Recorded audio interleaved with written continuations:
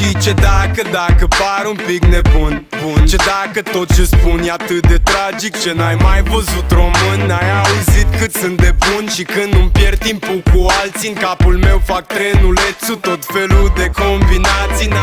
Ok, poți să încep să mă judeci, bine, dar nu mă trage de mâneci. Știi că viața mea e ca un meci, dacă nu-ți convine jocul poți să pleci. Eu tot îmi văd de ale mele și nu-mi plac glumile astea paralele cu deștia care fug după avere și când le merge bine îmi trimit vedere. Zici că totul e bine, că lumea ta e roz, dar a mea are buline și-ți faci din ce în ce mai puține păreri din alea bune despre mine. Dar eu nu pun la suflet că nu stă în caracter. Te rog eu, lasă-mă în pace, cu sau fără porumbel, și pleacă. Hai, lasă-mă în lumea mea, du-te, nu mă aștepta. Pa, pa.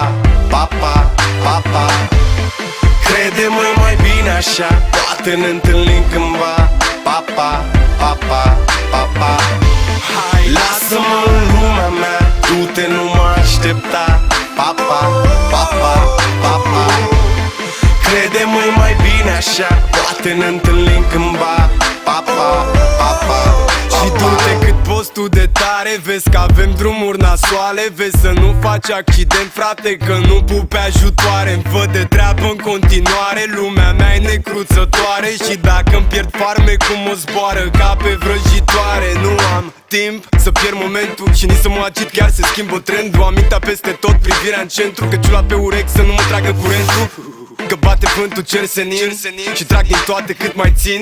Nu vezi ce vremuri grele vin, dar lumea mea e fin până apare vreuna. Vrea să-mi dea o lecție că s-a trezit stăpâna. Zice că e cine știe ce, dar mi-e tot una.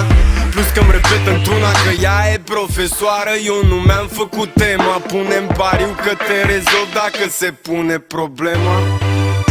Hai, lasă-mă în lumea mea, du-te, nu mă aștepta.